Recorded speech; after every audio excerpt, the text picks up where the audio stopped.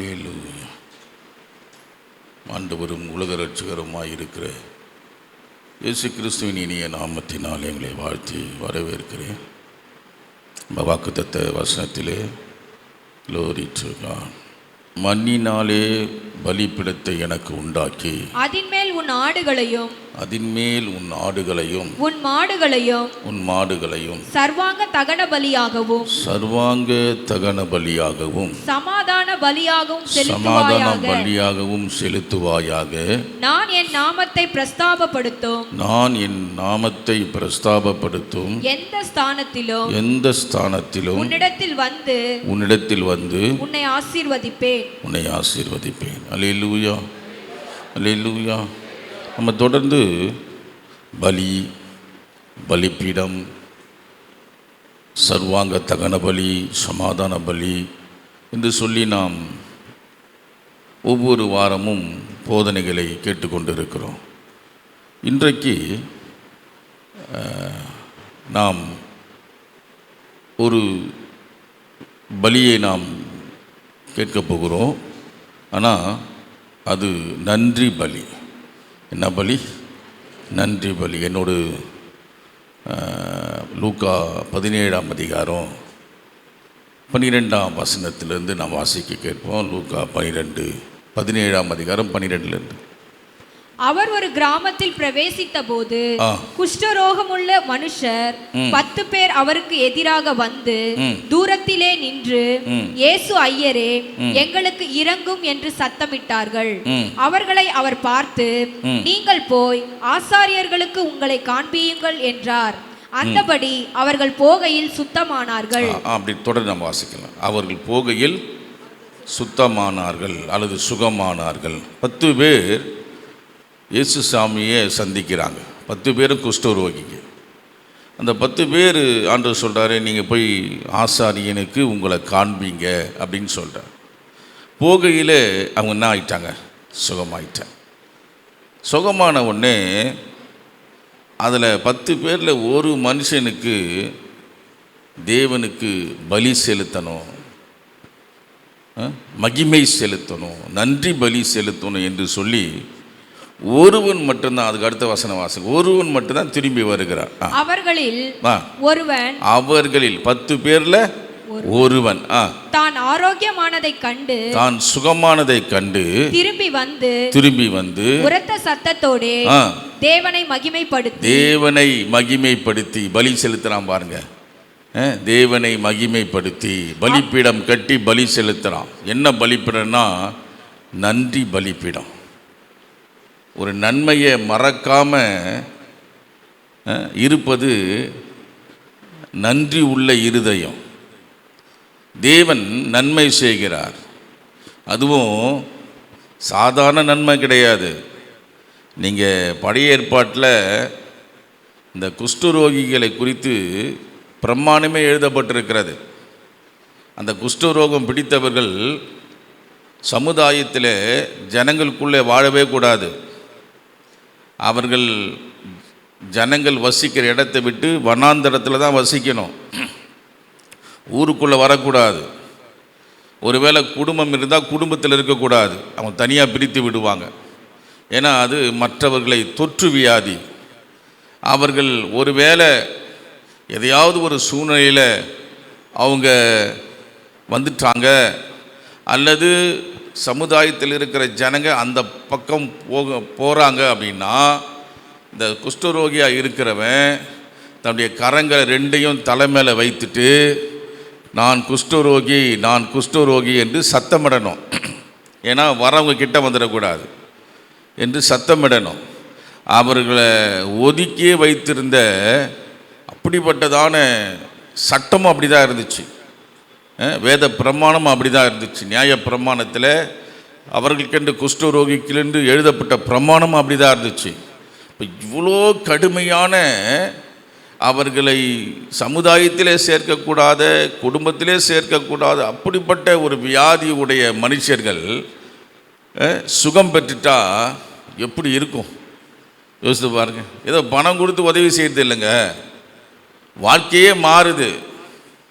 சுகம் ஆயிட்டாங்க. அதுவும் குஷ்டரோகத்திலிருந்து சுகம். அப்போ எவ்வளோ மனசுக்குள்ளே எவ்வளோ மகிழ்ச்சி இருக்கும். ஐயோ, நம்ம இவ்வளோ காலம் மனைவியை பிரிஞ்சிருந்தோம், இவ்வளோ காலம் இந்த குஷ்டரோகத்தால் பிள்ளைகளை பிரிஞ்சிருந்தோம், இப்போ சுகமாயிட்டோம், ஆசாரியனுக்கு நம்ம போய் காட்டின பிறகு நம்ம குடும்பத்தோடு சேர்ந்து வாழ போகிறோன்னு எவ்வளோ மகிழ்ச்சி, எத்தனை இன்பம், எவ்வளோ அதை சொல்ல முடியாது. இப்படிப்பட்ட நன்மையை இயேசு சாமி இந்த ஜனங்களுக்கு செய்திருக்கிறார். ஆனால் ஒருவனுக்குள்ளே தான் நன்றி பலி செலுத்துகிற இருதயம் ஒருவனுக்குள்ளே தான் உருவாகியிருக்கிறது. மற்ற 9 பேர் காணவே காணும். இவன் அவருக்கு பலிப்பீடத்தை செலுத்தி ஸ்தோத்திர பலிகளை, அப்படிதானே எழுதப்பட்டிருக்கு சிஸ்டர், ஸ்தோத்திர அவருடைய பாதத்தருகே முகங்குப்புற விழுந்து, தேவனுடைய பாதத்தருகே முகங்குப்புற விழுந்து அவருக்கு ஸ்தோத்திரம் செலுத்தினான். அவன் சமாரியனாய் இருந்தான். அவன் பிறகு மகிமைப்படுத்தினான் கூட வார்த்தை இருக்கும். அப்ப நன்றி பலிப்பீடம் செய்த நன்மையை மறக்காத இருப்பது தான் நன்றி அறிதல்.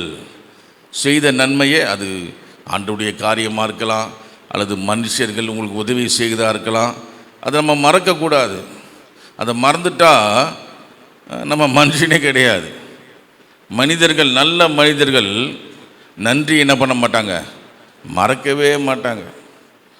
அதை காலத்துக்கும் சொல்லுவாங்க. அந்த மனுஷனால் நம்ம இந்த நிலையில் வந்திருக்கிறோம், அந்த மனுஷனால் அவர் இக்கட்டு நாளிலே நமக்கு உதவி செய்தார், எல்லாரும் நம்ம மறந்துட்டாங்க, ஆனால் அவர் நமக்கு உதவி செய்தார், எல்லாம் சொந்தம் பந்தம்லாம் நம்ம ஓரம் கட்டிட்டாங்க, ஆனால் அந்த மனுஷன் நமக்கு உதவி செய்தார் என்கிற நன்மைகளை நம்ம என்ன பண்ணக்கூடாது, மறக்கவே கூடாது.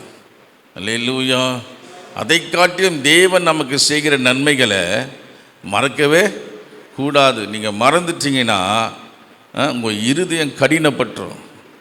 தேவன் செய்த நன்மைகளை 9 பேர் மறந்துட்டாங்க. அவங்க காணவே காணோம், சுகத்தை பெற்றுட்டாங்க, அதோடு போயிட்டாங்க. ஆனால் ஒரு மனுஷனுக்குள்ள நன்றி பலிப்பீடத்தை கட்டும்படியாக அந்த மனுஷனுடைய பெயர் கூட இல்லை, அவனை குறித்து சொல்லப்பட்டிருக்குன்னா அவன் ஒரு சமாரியன், அவன் ஒரு சமுதாயத்தில் தாழ்த்தப்பட்ட அல்லது பின்தங்கிய ஒரு வகுப்பை சேர்ந்தவன் தான். சமாரியர்கள் அன்றைக்கு புறக்கணிக்கப்பட்டிருந்தாங்க. அவர்கள் தாழ்த்தப்பட்ட சமுதாயத்தை சேர்ந்தவர்கள். சமுதாயத்தில் நான் சொல்கிறேன், உயர்ந்த குடிமகன்கள் அல்ல, அவர்கள் புறக்கணிக்கப்பட்டவர்கள். ஆனால் இவனுக்குள்ள ஆண்டவன் வாழ்க்கையில் நன்மை செய்தார். அதனால் நன்றி பலிப்பீடத்தை கட்டி தேவன் என்ன பண்ணான், மகிமைப்படுத்தினான். அப்போ இந்த 9 பேருக்கும் இந்த ஒருவனுக்கும் இருக்கிற வித்தியாசம் என்ன தெரியுமா? இருதயம்தான், வேற ஒன்றும் இல்லை. இவனுடைய இருதயம் தேவனை மகிமைப்படுத்தணும், அவருக்கு நன்றி பலிப்பீடம் கட்டி பலி செலுத்தணும் என்கிற இருதயம் அவனுக்குள்ளே இருந்துச்சு. ஆனால் மற்ற 9 பேருக்குள்ள கடின இருதயம், அது தேவனை மகிமைப்படுத்த விரும்பலை, தேவனுக்கு நன்றி பலிகளை செலுத்த விரும்பலை. தேவன் ஒவ்வொரு நாளும் ஒவ்வொரு நிமிஷமும் நமக்கு நன்மை செய்து கொண்டு இருக்கிறார். அல்லேலூயா. இன்றைக்கு நீங்கள் இங்கே இருப்பது, இன்றைக்கு நான் இங்கே நிற்பது எல்லாருடைய கிருபை தான். அல்லேலூயா, அல்லேலூயா. வேதாகமத்தில் சங்கீதக்காரன் சொல்லுவார், ஆலயத்தின் நடுவிலே நான் அமர்ந்து உம்முடைய கிருபையை சிந்தித்து கொண்டிருக்கிறேன். எதை சிந்தித்து கொண்டிருக்கிறேன்? இப்போ இங்கே உட்கார்ந்துட்டு இருக்கிறீங்க. எத்தனை பேர் தேவனுடைய வார்த்தைக்கு நேராக உங்கள் செவியை திருப்பி, எத்தனை பேர் உங்கள் தேவனுடைய வார்த்தைக்கு நேராக உங்கள் இருதயத்தை திறந்து கேட்குறீங்க? இங்கே சங்கீதக்காரன் தான் சொல்கிறேன், ஆலயத்தின் நடுவே நான் அமர்ந்து என் வேலையை சிந்தித்து கொண்டில்லை, என் வீட்டு காரியத்தை நான் சிந்தித்து கொண்டில்லை, அல்லது பிள்ளைங்க இன்னும் வெளியே இருக்கிறாங்களே அவங்கள சிந்தித்து கொண்டில்லை, தேவன் என் வாழ்க்கையிலே செய்த நன்மைகளை சிந்தித்து கொண்டு இருக்கிறேன், அப்படியே கிருபையை சிந்தித்து கொண்டு இருக்கிறேன். நான் நிற்பதும் நீர் மூலமாகாமல் இருப்பதும் அப்படியே சுத்த கிருபை என்பதை நினைத்து நான் சிந்தித்து கொண்டு இருக்கிறேன். தேவன் என் வாழ்க்கையிலே செய்ததான நன்மைகள், சுகம், பலன், ஆரோக்கியம், அன்றாட தேவைகளை ஆண்டவர் சந்தித்து கொண்டிருக்கிறார். என்னுடைய அனுதின தேவைகளை அவர் சந்தித்து கொண்டிருக்கிறார். என்னுடைய பிழைப்பு கிடைத்த எல்லா காரியங்களும் தேவன் எனக்கு உதவி செய்கிறார். எத்தனையோ பேருக்கு 3 வேளை முழுமையான ஆகாரம் கிடைக்காத இந்த தேசத்தில் நான் முழுமையாய் ஆகாரம் 3 வேளையும் திருப்தியாய் சாப்பிட எனக்கு உதவி செய்கிறார். என் கையின் பிரயாசங்களை ஆசீர்வதிக்கிறார். என் போக்கையும் வரத்தையும் அவர் பாதுகாக்கிறார். ஒவ்வொரு நாளும் என்னுடைய கண் பார்க்க எத்தனையோ ஆபத்துகள், எத்தனையோ விபத்துகள் நடந்து கொண்டிருக்கிறது. இந்த சூழ்நிலையில தான் ஒவ்வொரு நாளும் நானும் வெளியே சென்று வீடு திரும்புகிறேன். ஒவ்வொரு நாளும் என்னை பாதுகாக்கிறார், என் வீட்டுக்காரை பாதுகாக்கிறார், அல்லது என் மனைவியை பாதுகாக்கிறார், என் பிள்ளைகளை பாதுகாக்கிறார். இதை சிந்தித்து கொண்டிருக்கிறேன். இதை சிந்திச்சாதான் என்ன வரும்? என்ன வரும்? நன்றி பலிப்பிடும். நன்றி பலி செலுத்த முடியும். தேவனுடைய நன்மைகளை நீங்கள் சங்கீதம் 13:6 எடுத்து வாசிக்க வேணாம், இது மனப்பாட வசனம் தான். அவர் எனக்கு நன்மை செய்தபடியால் அவரை பாடுவேன் அப்படின்னு சங்கீதக்காரன் சொல்லுவார். அந்த 6ஆம் வசனத்தில் அவர் எனக்கு நன்மை செய்தபடியால் அவரை நான் என்ன பண்ணுவேன்? பாடுவேன். அல்லேலூயா. அப்போ இன்னைக்கு பாடுறதுன்னா வாயே திறக்கிறது இல்லையே. அப்போ உங்களுக்கு நன்மையே செய்யலையா? பாட்டுன்னா சிலர் வாயே திறக்கிறது இல்லை, சிலர் மட்டும் பாடுறோம். அப்போது பாடுறவங்க மட்டும்தான் ஆண்டவர் நன்மை செய்திருக்கிறாரா? நீங்கள் உயிரோடு மூச்சு விடுவதே அவர் நன்மை செய்வது தான். அல்லேலூயா, அல்லேலூயா. ஆமாம், அல்லேலூயா. போன வாரம் எங்கள் பெரியம்மா மகள் இறந்துட்டாங்க. அவங்களுக்கு என்ன ஒரு 60 வயசு இருக்கும், நல்லா தான் இருந்தாங்க, இறந்துட்டாங்க. அவன் நினச்சிருப்பாங்களா? 2 பெண் பிள்ளைங்க அவங்களுக்கு. வீட்டுக்காரர் ஏற்கனவே இறந்துட்டார். ஒரு பையன் இறந்துட்டான், ஆக்சிடெண்ட்டில் இறந்துட்டான், ட்ரெயின் ஆக்சிடெண்ட்டில். ஒரே பையன் அவன். 2 பொண்ணுங்க இருக்கிறாங்க. இப்போ அந்த அம்மாவும் என்ன ஆயிடுச்சு? இறந்துடுச்சு. நினச்சி பார்த்துருப்பாங்களா? நல்லா தான் இருந்தாங்க. நான் பார்க்கும்போது திடீர் வியாதி, மரண வியாதி. எத்தனையோ பேருக்கு 55 வயசு, 50 வயசு, 45 வயசு, 40 வயசு வாரிக்கொண்டு போகுது. மரணம் வாரிக்கொண்டு போகுது. நினச்சி கூட பார்க்க முடியல. ஆனால் இன்றைக்கு தேவன் நம்முடைய ஆயுசு நாட்களை கூட்டி கொடுத்து இருக்கிறார். ஒவ்வொரு நாளும் எத்தனையோ ஆபத்து, எத்தனையோ விபத்து. பாருங்கள், நியூஸ் நீங்கள் கேட்டிருப்பீங்க, கள்ளச்சாராயத்தை குடிச்சிட்டு எத்தனையோ பேர் இறந்துக்கு போயிட்டாங்க கள்ளக்குறிச்சியில். இப்படி தேசம் ஒவ்வொரு நாளாக மரணத்தை வாரிக்கொண்டு போகிறது. ஆனால் தேவன் அதன் மத்தியில் தான் தேவன் அவருடைய பிள்ளைகளை பாதுகாக்கிறார். எல்லா நாசம் மோசத்துக்கும் விலைக்கு என்ன பண்ணுறாரு? பாதுகாக்கிறார். இதை நினைத்து தேவனுடைய கிருபையை நான் சிந்தித்து கொண்டு இருக்கிறேன். தேவ பிள்ளைங்க, தேவ கிருபை நீங்கள் சிந்தித்து கொண்டிருந்தா உங்களால் சும்மா இருக்க முடியாது. அல்லேலூயா. நன்றி ஆண்டவரே, நன்றி ஆண்டவரே. அந்த சமாரியனை போல நானும் ஒரு நன்றி பலி உமக்கு செலுத்துகிறேன். அதற்காக தான் ஆலயத்துக்கு வந்திருக்கிறேன். ஓ அல்லேலூயா. உமக்கு நன்றி ஆண்டவரே. நீர் செய்த நன்மைகள் எத்தனை, நீ செய்த நன்மைகள் எத்தனை, 1 2 எடுத்து சொல்ல அதற்கு நேரம் பத்தாது. ஒருவேளை எண்ணெய் நான் கூடுமானால் அந்த எண்ணவே முடியாது. அது அந்த அளவுக்கு நீ நன்மை செய்திருக்கிறீர். அல்லேலூயா. இந்த சமாரியனுக்குள்ள எழும்பினதான அந்த நன்றி செலுத்தணும். என் ஆண்டவர் என் வாழ்க்கையில் நன்மை செய்திருக்கிறார். சாதாரண நன்மை அல்ல, வாழ்நாள் முழுவதும் நினைத்து பார்க்கக்கூடிய ஒரு நன்மை. இந்த சமுதாயம் என்னை புறக்கணித்து விட்டது, குடும்பம் என்னை புறக்கணித்து விட்டது, வேத சட்டமும் இன்று புறக்கணித்து விட்டது. ஆனால் அன்பு இரட்சகர் மனம் இறங்கி எனக்கு சுகம் தந்திருக்கிறார், பலன் தந்திருக்கிறார். அவர் நம்மை நினைக்கலைன்னா நம்ம மனுஷனாக இருக்க மாட்டோங்க. நீங்கள் அதை புரிந்து கொள்ளுங்க. எத்தனையோ பேர் குடிக்காரலாக இருக்கிறாங்களே, குடியில் இருக்கிறாங்க. எத்தனையோ பேர் குடிக்காரங்களாக இருக்கிறாங்க. நம்ம அந்த பாவத்திலிருந்து ஆண்டவர் சிலரை மீட்டு இருக்கிறார். சிலர் அந்த பாவத்தில் போல. ஏன் போல? அவங்கள விட நம்ம நல்லவர் நம்ம நினைக்கிறோமா? நான் நினச்சி பார்த்துருக்குறேன். எத்தனையோ குடிக்காரங்க ரோட்டில் கிடக்கிறாங்க, குப்பை மேட்டில் கிடக்கிறாங்க, நாய்கள் இருக்கிற இடத்துல, பன்னிக்கிற இடத்துல கிடக்கிறாங்க. அவங்க நினைவே இல்லை. எதனால்? ஏன்? மனநலம் பாதிக்கப்பட்டவங்க. ரோட்டில் படுத்து கிடக்கிறாங்க, மண்ணில் படுத்து கிடக்கிறாங்க, குப்பையில் படுத்து கிடக்கிறாங்க. நம்ம புத்தி தெளிந்த புத்தியை தேவன் நமக்கு உண்டாக்கி இருக்கிறார், தெளிந்த புத்தியை தந்திருக்கிறார். எதனால்? அவங்கள விட நம்ம நல்லவர்களாக இருக்கிறதுனாலையா? என்ன தெரியுமா? அப்படியே கிருபை நம்மேல் இருக்கிறதுனால தான் அந்த பழக்க வழக்கத்தில் நம்ம போல. அப்படியே கிருபை நம்ம மேலே இருந்தனால தான் நாம் தெளிந்த புத்தி உள்ளவர்களாக இருக்கிறோம். அல்லேலூயா. இந்த கிருபையை நீங்கள் சிந்தித்து பாருங்கள். எத்தனை பேர் கை உடஞ்சி, கால் உடஞ்சி, கை விளங்காமல், கால் விளங்காமல், கண் இல்லாமல், வாய் இல்லாமல், அவயங்கள் நொண்டியாக இருக்குது, ஹேண்டிகேப்டாக இருக்கிறாங்க. ஆனால் நம்ம சுகத்தோடு பலத்தோடு இருக்கிறோம். அவங்க பாவம் செஞ்சிட்டாங்க என்பதுனாலையா? இல்லைங்க.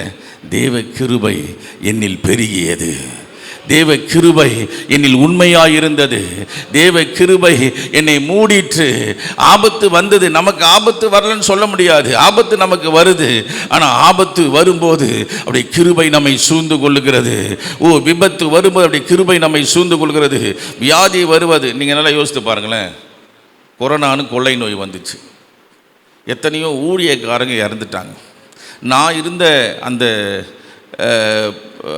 அறையில் கூட எத்தனை பேர் இறந்துட்டாங்க. ஆனால் நான் இறக்கலை. அப்போது நல்லவன் என்பதற்காக ஆண்டவர் காப்பாற்றினார். மற்றவங்களாம் கெட்டு போனவங்க, பாவம் செஞ்சிட்டாங்க, சரியில்லை, அதனால் அவங்கள மரணத்துக்கு ஒப்பு கொடுத்துட்டாரா? நான் அதை யோசித்து பார்த்தா அல்லேலூயா, அல்லேலூயா சொல்லவே தெரியல. ஏன்னா அப்படி கிருபை என் மேலே பெருகிற்று. எனக்கு ஒரு நோக்கத்தை தேவன் வைத்திருக்கிறார். அந்த நோக்கத்தை நிறைவேற்றும்படி என்னை விட்டுட்டுக்கிறார். அல்லேலூயா. அந்த மரணம் என்னை தொடாதபடி, மரண கண்ணிக்கு, மரண கட்டுக்கு, துஷ்டன பிரவாகத்திற்கு என்னை தப்புவிக்க அவர் உதவி செய்தார். அவர் அப்படி கிருபை என் மேலே இருக்குது. இன்னும் கொஞ்சம் வாழணும்பா, இன்னும் எனக்காக நீ வாழணும், எனக்காக இன்னும் ஜனங்களுக்கு போதிக்கணும், ஜனங்கள் மனம் திரும்புதல்ல நீ நடத்தணும், ஜனங்க என் மேலே விசுவாசத்தில் அவள் உருவாக்கப்படணும், என்னை இன்னும் நெருங்கும்படியா அவர்களை நீங்கள் ஊக்குவிக்கணும், இன்னும் கண்டித்து போதிக்கணும், நீதியை படிப்பிக்கணும், எச்சரிப்பின் சத்தத்தை சொல்லணும், எக்கால சத்தத்தை என் ஜனங்களுக்கு ஊதணும். காலை தோறும் அவர்கள் வைத்திருக்கிற ஆண்ட்ராய்டு போனில் என்னுடைய வார்த்தையை அவளை அறிவிக்கணும். அவளை அறிவித்து எச்சரிப்பை சத்தத்தை கொடுத்து நீர் அவர்களை ஆயத்தப்படுத்தணும். அதற்காக தான் உனக்கு இப்போ ஜீவனை தந்திருக்கிறேன். அல்லேலூயா, அல்லேலூயா. சங்கீத புத்தகம் 118 7ஆம் வசனம் நினைக்கிறேன், அங்கே சொல்லப்பட்டிருக்கிற அந்த வசனத்தில், நீ சாவாமல் பிழைத்திருப்பது எதற்காகனா அப்படி புண்ணியங்களை அறிவிப்பதற்காக. அல்லேலூயா. சங்கீதக்காரன் சொல்றாரு, நான் சாவாமல் பிழைத்திருக்கிறேன். எதற்காக நான் சாவாமல் பிழைத்திருக்கிறேன் என்று சொன்னா அப்படி புண்ணியங்களை நான் அறிவிக்கும்படி. அல்லேலூயா. அப்படி துதியை பாடும்படி, அவருக்கு வாய்களை திறந்து நன்றி செலுத்தும்படி, அப்படி துதியை கொண்டாடும்படி, அவரை ஆர்ப்பரிக்கும்படி, அவரை சோத்தரிக்கிறோம் பிரஸ்தாபத்தபடி, அப்படி நாமத்தை மகிமைப்படுத்தும்படி. அல்லேலூயா, அல்லேலூயா. தேவன் செய்த நன்மைகளை நீங்க நினைச்சு பார்த்தா நீங்க நன்றி உள்ளவர்கள். நீங்க நினைக்கல அப்படின்னா, நீங்க நினைக்கலனா நீங்க அவர் செய்த நன்மைகளை மறந்துட்டீங்க. இப்போ நீங்க அவர் செய்த நன்மைகளை நீங்க மறந்துட்டீங்க. ஏன் நம்ம மறக்கிறோம் அப்படின்னா, நான் திரும்ப சொல்றேன், இந்த 9 பேருக்குள்ள இருந்த இருதயம் கடினமாக இருந்துச்சு. அதனால தான் இத்தனை நன்மையை பெற்றுக்கொண்டு, இத்தனை பெரிய நன்மையை பெற்றுக்கொண்டு அவர்கள் நன்றி சொல்ல அவர்களுக்கு அந்த நன்றி அறிதல் இல்லவே இல்லை. ஆனால் ஒரு மனுஷனுக்குள்ள ஒரு கிளர்ச்சி, தேவன் எனக்கு நன்மை செய்திருக்கிறார், எனக்கு நல்ல ஒரு துணையை கொடுத்திருக்கிறார். எத்தனையோ பேருக்கு பிள்ளை இல்லை, எத்தனை பேருக்கு திருமணமாகி, தூத்துக்குடி நினைக்கிறேன், நாகர்கோயிலேருந்து ஒரு ஃபோன் எனக்கு யாரும் தெரியாது, யாரோ ஒருவன் இந்த ஃபோன் கொடுத்துரு, ஒரு இஸ்லாமியர், ஒரு பேர் எனக்கு சரியாக ஞாபகம் வரல. அவங்க மனைவி 19 வருஷம் ஆச்சு திருமணமாகி, குழந்தை இல்லை. அப்போது ஏன் குழந்தை இல்லைன்னு அப்படின்னு கேட்டேன். இல்லை, அவங்க வயிற்றுக்குள்ளே அந்த கர்ப்பப்பையில் கட்டி வந்துடுச்சு, அதனால் டாக்டருங்க குழந்தை தங்காது, இந்த கட்டி வெடிச்சிடும், அதெல்லாம் ஆப்ரேஷன் பண்ண சொன்னாங்க. நாங்கள் கட்டி ஆப்ரேஷன் பண்ண உடனே கர்ப்பம் பலவீனம் ஆயிடுச்சு. கர்ப்பப்பையும், அந்த கர்ப்பப்பையும் எடுக்கணும்னு சொல்லிட்டாங்க. கர்ப்பப்பையும் எடுத்துட்டேன். இப்போ 19 வருஷம் ஆச்சு. இப்போ என்ன நடக்குது அப்படின்னா, 4 வருஷத்துக்கு ஒரு முறை வயிற்றுக்குள்ளே கட்டி உருவாகுது. ஒவ்வொரு 4 வருஷமும் ஹாஸ்பிட்டலில் சென்று ஆப்ரேஷன் பண்ணிட்டு வரேன். திரும்ப 4 வருஷம் பிறகு கட்டி வருது. ஜோம் பண்ணு. அவன் மனைவி பேர் ஞாபகம் வந்துச்சு, ஜாஸ்மின் பானு அவன் மனைவி பேர். இவர் பேர் ஞாபகம் வரல. எப்படி தெரியும் அப்படின்னு கேட்டேன். எனக்கு தெரியாது பாஸ்டர், நான் ஒரு கடை வச்சுருக்கிறேன் நாகர்கோயிலில். கடைக்கு வந்த ஒரு சகோதரி உங்கள் நம்பர் கொடுத்தாங்க. யோசித்து பார்த்தா அவர்கள் கெட்டவர்களா, நம்ம நல்லவர்களா? நம்ம சுகமான்று வச்சிருக்கிறாரு. எத்தனையோ பேர் பாருங்கள், 19 வருஷம் ஆச்சு, குழந்தையும் இல்லை, குழந்தை தங்கக்கூடிய கர்ப்பப்பையும் இல்லை. இப்போ எவ்வளோ மன வேதனையில் அந்த குடும்பம் கடந்து செல்லும். என்னால் ஜெபிக்க வார்த்தைகளே வரல, அழுக தான் வருது. ஆண்டவரே, நீங்கள் எங்கள் குடும்பத்தில் என் மனைவிக்கு கர்ப்பப்பையை கொடுத்து 2 பெண் பிள்ளைகளை கொடுத்துருக்கிறீங்களாப்பா. அந்த கணவன் மனைவி எவ்வளோ இந்த 19 வருஷம் எவ்வளோ சொந்தக்காரங்களால் இன்னல் அனுபவிச்சிருப்பாங்க. அந்த பெண் தன் உறவினர்களால் எத்தனை வேதனை அனுபவிச்சிருப்பா. நல்லா யோசித்து பாருங்கள். இஸ்லாமியர் சொல்லவே வேணாம். எத்தனை மனைவினா அவங்க சட்டம் இருக்குது, அவங்க பிரமாணத்தில் இருக்குங்க. எத்தனை மனைவினா கல்யாணம் பண்ணிக்கலாம். அதை தான் அரசாங்கம் தடை பண்ணியிருக்கு. இருந்தாலும் அவங்க பிரமாணத்தில் அது இருக்குது. அது தப்பே கிடையாது. இன்னொரு திருமணம் கூட பண்ணிக்கலாம் குழந்தைக்காக. ஆனால் அவர் மனைவியை நேசிக்கிறதுனால, மனைவியிடத்தில் அன்பு பாராட்டுறதுனால 19 வருஷமாக இதே பாடுகளை அனுபவித்து கொண்டு 4 வருஷத்துக்கு ஒரு முறை ஹாஸ்பிட்டலில் சென்று ஆப்ரேஷன் பண்ணி கொண்டு இருக்கிறார். அப்போ நம்முடைய வாழ்க்கையில் கொஞ்சம் நினச்சி பாருங்கள், தேவன் செய்த நன்மைகள். அல்லேலூயா. யோசித்து பாருங்கள், நமக்கு தேவன் எந்த சுகத்தை கொடுத்துருக்கிறார், எப்படிப்பட்ட பலத்தை கொடுத்துருக்கிறார். நீங்கள் நினைக்கணும், இப்போ இருக்கிற உங்கள் வாழ்வின் நிலையை நினச்சி நீங்கள் வாழவே கூடாது. நான் வெள்ளிக்கிழமை கூட அந்த வார்த்தையை பயன்படுத்தினேன். இப்போ இருக்கிற உங்கள் வாழ்வின் நிலையை குறித்து, இல்லை வாழ்வின் அந்த அந்த மேன்மையை நினைத்து நீங்கள் வாழக்கூடாது. உங்கள் இறுதி நாள் எப்படி இருக்க போகிறது அதை நினைத்து தான் நீங்கள் வாழணும். இப்போ நீங்கள் சுகமாக இருக்கிறீங்க, பலனாக இருக்கிறீங்க, வாலிப பிள்ளைங்க நல்ல பலனாக இருக்கிறீங்க, ஓட முடியும், குதிக்க முடியும், நடக்க முடியும், எதையும் செய்ய முடியும், மணலை கயிறாக்க முடியும், கயிறை மணலாக்க முடியும், நல்ல வாலிப பிள்ளைங்களாக இருக்கிறீங்க. இப்போ உங்களுக்கு தெம்பு இருக்குது, வம்பு பண்ணுறீங்க, இப்போ நல்ல பலன் இருக்குது, ஆரோக்கியம் இருக்குது, அழகு இருக்குது, அறிவு இருக்குது, படிப்பு இருக்குது, எதையும் செய்யலாம் இப்போ. ஆனால் உங்களுடைய இறுதி நாள் எப்படி இருக்கும்? இறுதி நாள் நீங்கள் எந்த நிலைமையில் கண்களை மூடுவீங்க?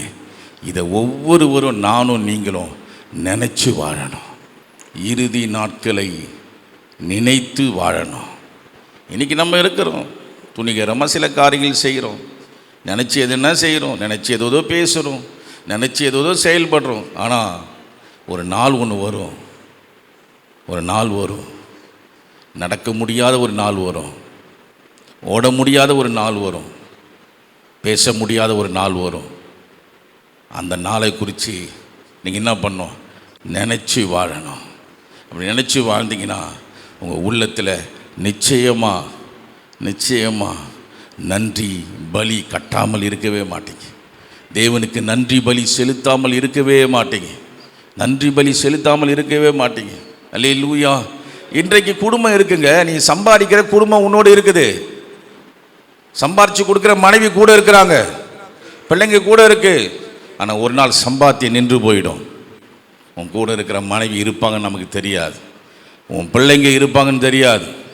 ஆமாம், காசு இருந்தால் தான் பிள்ளைங்க, காசு கையில் இல்லைன்னா பிள்ளைங்க அவங்க குடும்பத்தை பார்த்து போயிட்டே இருப்பாங்க. எத்தனை அப்பா அம்மாவை நான் பார்க்குறேன், எத்தனை பெற்றோர்களை நான் பார்க்குறேன், எத்தனை பெரியவர்களை பார்க்குறேன். நல்லா சம்பாதித்து போடும்போது பிள்ளைங்க எல்லாம் நல்லா பேசுவாங்க, தேடி வருவாங்க. பணம் இருக்குல்ல, ஒன்றுமே இல்லைன்னா எந்த பிள்ளையும் என்ன பண்ண மாட்டாங்க, வரமாட்டான். இறுதி நாளை நினைத்து, அல்லேலூயா, ஆமாம், வாழணும். இந்த இறுதி நாளை நினைச்சு நீங்கள் வாழ்ந்தீங்கன்னா இப்போவே நீங்கள் என்ன பண்ணுவீங்க? நன்றி சொல்லி அவரை மகிமைப்படுத்திட்டே இருப்பீங்க. அல்லேலூயா.